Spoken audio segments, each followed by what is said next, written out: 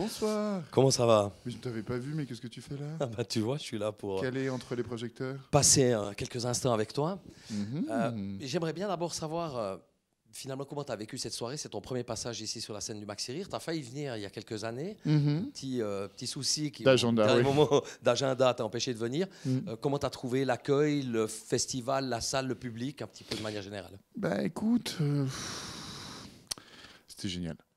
Non, mais c'était fort sympathique, c'était un très bon gala, de bonne facture, Cuche et Barbeza au sommet de leur art, du clown, de l'absurde, des gens qui vont dans tous les sens, de la pluridisciplinarité, un mot difficile à dire et que je dis très bien vu l'heure avancée de la nuit et les quelques coups que nous avons tous dans le nez. Je dois dire merci ma langue, mouah, je te kiffe. J'ai envie de dire un bonheur de la langue, voilà. Un mot sur ton actualité. Tu étais là aujourd'hui à Champéry, mais évidemment que tu ne fais pas que ça. Tu tournes beaucoup. Oui. Oui, un mot sur mon actualité. Je tourne en effet beaucoup. On est en train de tourner un nouveau spectacle, un spectacle qui est né il y a quelques mois, qui s'appelle Magic Delirium, et avec lequel on a fait un mois d'Olympia, on a fait une tournée de Zénith. En Suisse, on est passé à Genève à l'Arena, et là, on reviendra l'année prochaine avec ce même spectacle à Lausanne au mois d'avril pour 3 soirs au Théâtre Métropole. Voilà. Donc voilà, rénové. Je serai de retour en Suisse à Morges dans quelques jours, car j'ai monté un gala de magie avec des collègues magiciens le 8 juin, et de retour aussi en Suisse en fin d'année, puisque j'ai une carte blanche à Montreux, j'espère être mémorable aussi, un gala comme ce soir, voilà, mais télévisué cette fois. Alors Eric, magicien et humoriste, c'est compatible?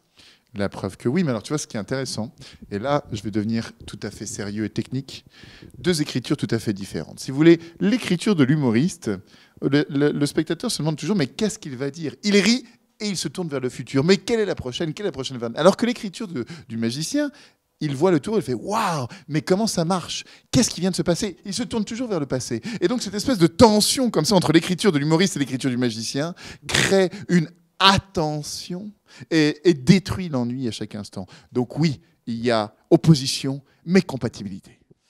Un mot aussi sur quelque chose de particulier. Qu'est-ce que c'était bien ma réponse? Ouais, c'était magnifique. très bien cette réponse. Absolument, on va la prendre. C'était vraiment très on bien. On va pas couper, promis. C'était très Eric, bien. Un mot sur les femmes, enfin sur la femme, la vôtre, qui prend énormément de place dans votre vie, non seulement dans votre lit, mais aussi sur scène. Qu'est-ce que tu veux dire par là? Non, mais je veux dire, c'est quelque chose d'assez particulier de travailler avec sa propre épouse. C'est ça que tu dis, c'est que non. Mais quoi? Mais ça va pas dans ta tête? Elle s'est très bien rétablie après ces 2 grossesses. Elle est sublime, ma femme.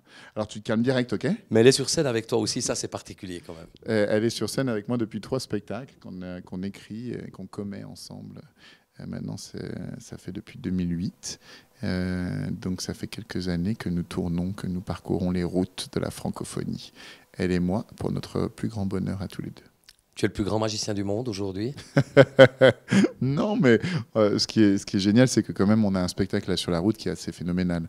C'est-à-dire, j'ai 25 techniciens avec moi, il y a 4 semi-remorques, il y a un tourbus. Le matin, il faut 20 gars en plus pour monter le spectacle. Donc le matin, tu as 45 mecs qui montent le truc. Donc c'est vrai que c'est en termes de production, de spectacle et tout ça, c'est le plus gros spectacle en ce moment de magie dans la francophonie, en tout cas. Voilà. Un mot avec la complicité, ça c'est quelque chose qui compte énormément, on s'en est rendu compte encore ce soir, cette complicité avec le public, elle est essentielle dans tes spectacles.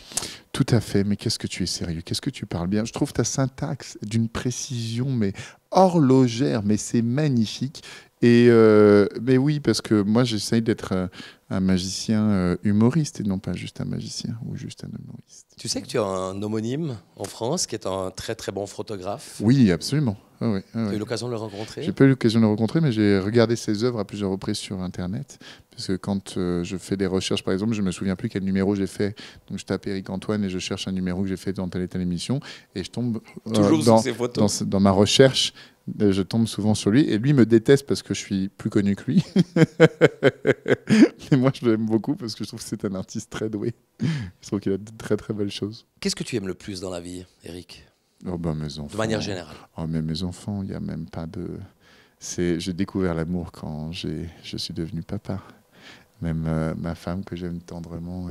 Mais mes enfants, c'est par-dessus tout.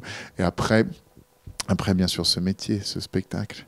Le fait de faire rire, de faire rêver, de faire délirer, le fait de pouvoir être tout doucement, homéopathiquement peut-être faire passer une soirée un peu de folie à des gens et que ça leur donne envie d'être un peu plus fous aussi, eux. Ça me motive terriblement. Et à contrario, qu'est-ce qui t'énerve et que tu détestes par-dessus tout? Le pessimisme, je crois que c'est vraiment une des choses que j'aimerais tuer de la vie, de la tête, le côté... Oui, c'est vraiment...